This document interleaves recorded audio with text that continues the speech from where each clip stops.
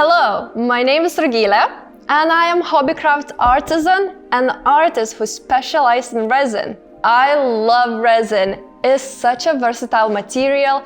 You can make anything from keychains to gorgeous paintings. Today I will show you everything you need to get started in resin, from your basic tools to your first project. Let's get started!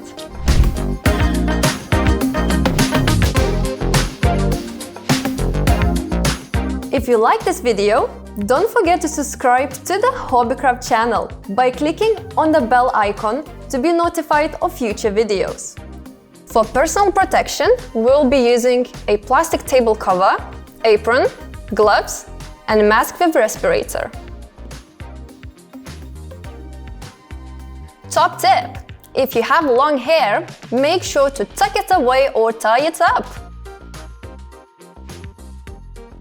Today we'll be using bio-based crystal resin. However, there is no single resin that fits to every single project, so before you start a new project, make sure you do your research.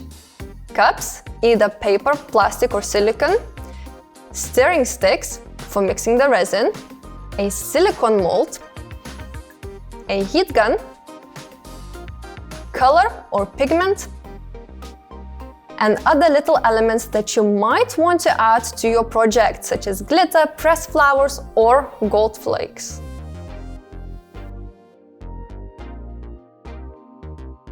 Each resin has a different mixing ratio, so make sure to check the instructions. This resin has a 2:1 ratio, meaning I will use 2 parts of A, which is the resin itself, and 1 part of B, which is the hardener, to prepare my resin mixture for my project. In a dry and clean container, pour 1 part of crystal B, hardener, first, and then 2 parts of crystal A, resin. In a dry and clean container, pour 1 part hardener first, and then 2 parts of resin. Stir the 2 parts well in the cup. Incomplete mixing does not guarantee hardening, and mixing too vigorously will cause bubbles to appear. Mixing can take up to 5 minutes, depending on the quantity prepared. Allow the mixture to sit in the container for a couple of minutes to remove any bubbles. Pour the mixture into or onto the surface of your choice.